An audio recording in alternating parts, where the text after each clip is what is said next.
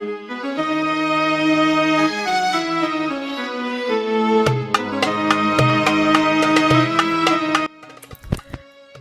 it's Christa with artisticvegan.com and welcome back to another Artistic Vegan show. I'm excited to have you in the kitchen today. We're making a request. When we made the potato spinach balls, it was requested for a Pakora recipe with a tamarind date chutney. It reminded them of this recipe and they said it could be done perhaps baked, and they've even air fried it, which sounds fantastic.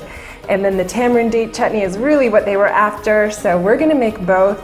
And you dip the pakora into the tamarind date chutney and it creates a delicious meal. Even our cat was interested in it and enjoyed it, so I think everyone will like it, whether you're a vegan or not. It's a really simple recipe. It doesn't require a lot of ingredients and it's really tasty ingredients, so you can't go wrong. You'll need 3 potatoes, as well as about a cup of sliced onion and a green chili. I'm using a jalapeno, but you could use whichever one you prefer, and some coriander or cilantro, aka. And then we also have some spices. So I have some bean flour, about 4 teaspoons of, you can use garbanzo bean flour, or I actually even just used a local white bean and ground that up, and that'll work fine. And then a half teaspoon of some red chili flakes or chili powder if you want that instead. And then I have some turmeric. You can go with a pinch. I have about a half teaspoon of that, and then salt and pepper to taste. So it's really not very many ingredients, as you can see. And let's go ahead and get started. I have the oven preheating to a high temperature. Mine's a gas oven, it's level 5. But for you, maybe that's about 450 degrees Fahrenheit approximately you want to go for. Or you could also fry or air fry these, depending on how you prefer to make them. But we're gonna bake them today just for a healthy, oil-free, wonderful way to enjoy them. Okay.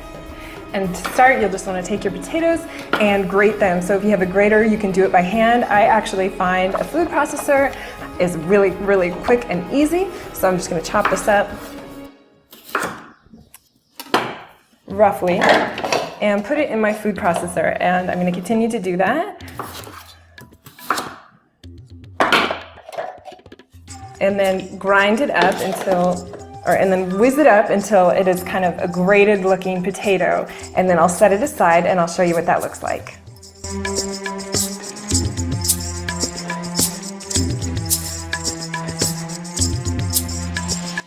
Once you have your grated potato, take a handful of it in your hands, place it over the bowl or the sink, and squeeze all the water out of it. You can also do this in a cheesecloth and do it all at once. Once you get most of the water out, go ahead and transfer that to the bowl that you're going to mix everything up in. To that, you'll want to add about a cup of sliced onions. So I'm going to chop up my onion.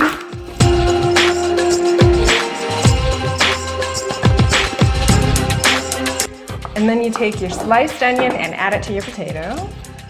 Kind of break it up along the way so you have the nice little pieces in there, and these will stick out and it'll look really cool and appetizing. And then add your pepper, and you can slice it, dice it, whatever you'd like there. And you also want about a half cup of coriander. So I have some cilantro here. They call it cilantro in Mexico and in America, and then over in the East they call it coriander, so whatever you call it. You get about a half cup of that, and then give it a rough chop, and then you'll also add in your herbs and spices and bean flour. Add the cilantro to your mix, and then you just want to mix everything together with your hands. And if it doesn't feel like it's sticking together, then at that point, that's when you want to add a little extra of the bean flour, and you can just add a little here and there. And if you don't want to use bean flour, I've actually done this with almond flour, and it was kind of nice having the taste of the almond in there. So either way. So I'm going to continue to mix this together until it begins to form in my hands, and then we'll begin rolling it up and placing it on the baking sheet.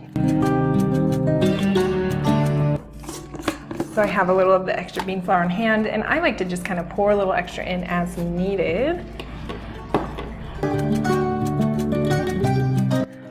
Okay, once you've added a little extra flour as needed, maybe you want a little extra salt and pepper, and you can squeeze it and stick together, then you're there.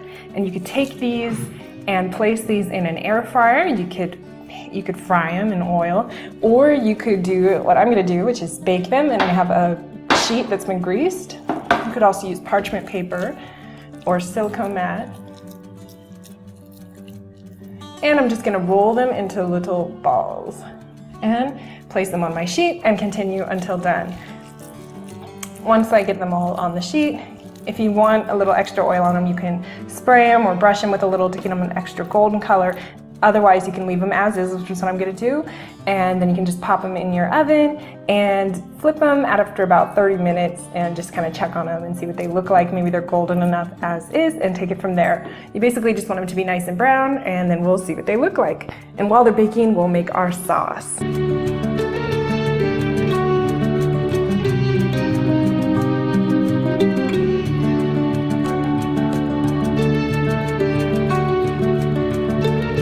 Next, we're gonna make our dipping sauce, which is a tamarind date chutney. So I have tamarind, which is, it looks like this, and it grows in a big pod on a tree, and then inside of it, when you crack it open,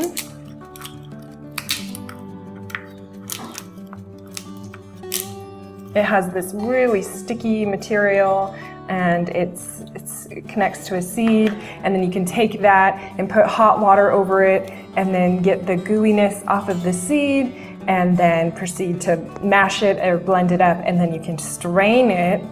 Or if you're very lucky and they happen to sell it pre-made in a paste, you can do that. So I have some tamarind paste here, and this is native to Mexico as well as India and some other countries.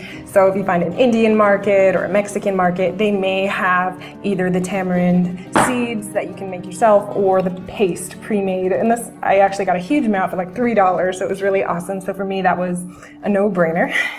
And then in addition, you'll also want some sugar. Instead of sugar, I'm using a date paste. So I took a cup of dates and a half cup of water, and then I let them soak and then put it in my food processor until it created this nice, lovely date paste here.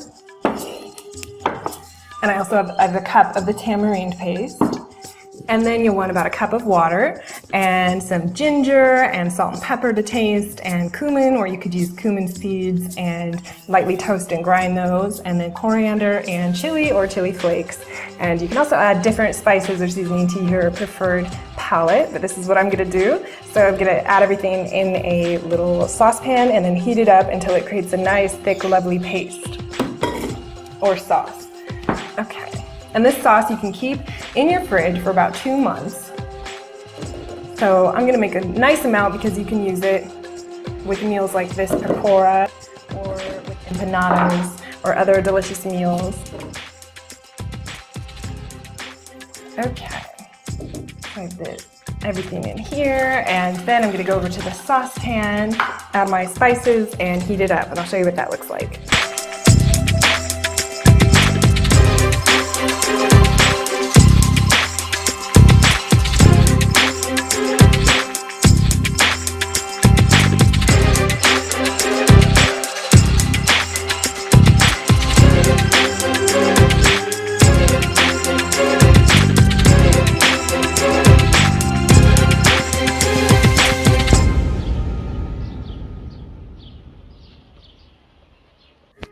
All right, so these baked in the oven for 30 minutes exactly at 450 degrees Fahrenheit. I had the bottom of the pan a little greased, and you can see the bottom's got nice and golden brown, and they're crisp on the outside, and when you bust them open, they're steaming hot and delicious on the inside.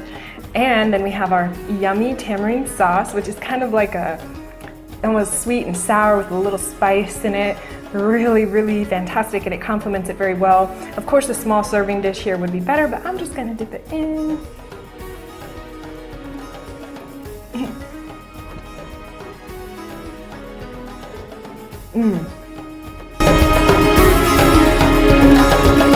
It's truly a party in your mouth. There are so much flavors. You have the spicy, the sweet, the sour, the cilantro, the onions, the turmeric, everything. It's just really fantastic, and it's a healthy meal. I'm gonna dig in and share with Gerald, so I'm gonna let you go, and I can't wait to see you next time. Get the recipe at artisticvegan.com. And if you like this content and want more fantastic recipes, yoga, and more, be sure to check out my premium site at artisticvegan.vhx.tv. If not, I'll see you next time on YouTube. Bye!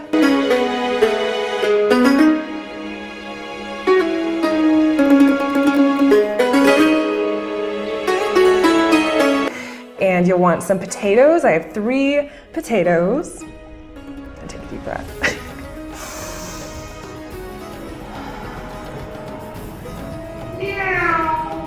Take a handful, place it in your hands. Oops. No, wait. That's not right. And then you just take it once you squeeze most of the water out, a little arm workout before you eat your taters, and place it in your bowl. Oh, I have my audio on. And I'm going to complete that. I'm gonna continue. Next, we're gonna make our dipping sauce with this. Oops. I'm going to record. All right, the onion's coming.